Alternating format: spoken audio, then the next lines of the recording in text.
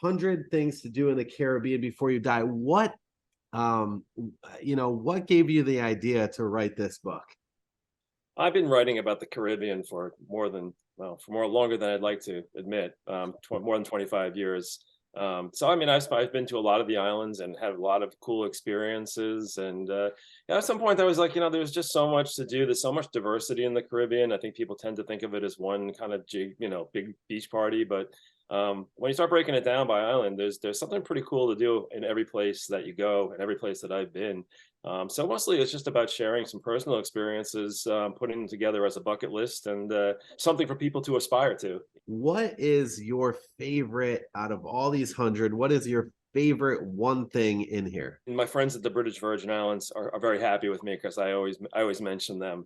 So taking a catamaran and going through the islands in the BVI is probably my favorite thing. It's probably the best thing that I've done in the Caribbean. You're on a boat, you have the freedom to move around, you're going to beach bars, you're going snorkeling, you're pulling into ports and going to great restaurants. And, it's just a very different kind of experience than you have in a lot of vacations. It's, you have a lot of autonomy and a lot of cool culture and a lot of good rum. So it's a good time. What is, like, if you had to say the number one islands, the number one destination, your favorite place, okay, in the Caribbean, where would that be?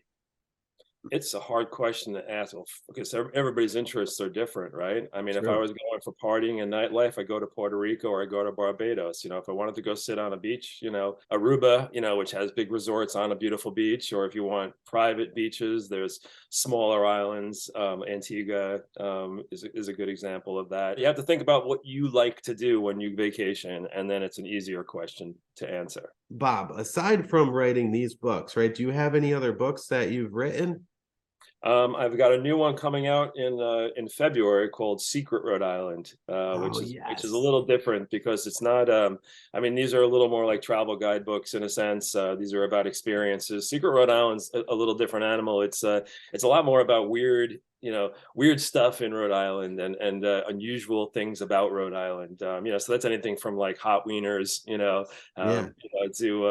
to the fact that there used to be a POW camp in Narragansett for German soldiers, things like, there's a lot of unusual. I was just hiking yesterday down in Charleston at the preserve down there called Francis Carter. And that was, used to be a nuclear processing facility. And actually the first civilian nuclear death in the United States happened there back in the 60s. So There's a lot of weird little history like that about Rhode Island that people don't necessarily know. There used to be a hermit, who lived up in East Providence, just fun little stories, a lot of history, talk about the Dorr Rebellion. And it kind of appeals to me because I love history and I love Rhode Island's got so many quirky things. It's that's going to be a real fun book. Oh, I can't wait to see that book.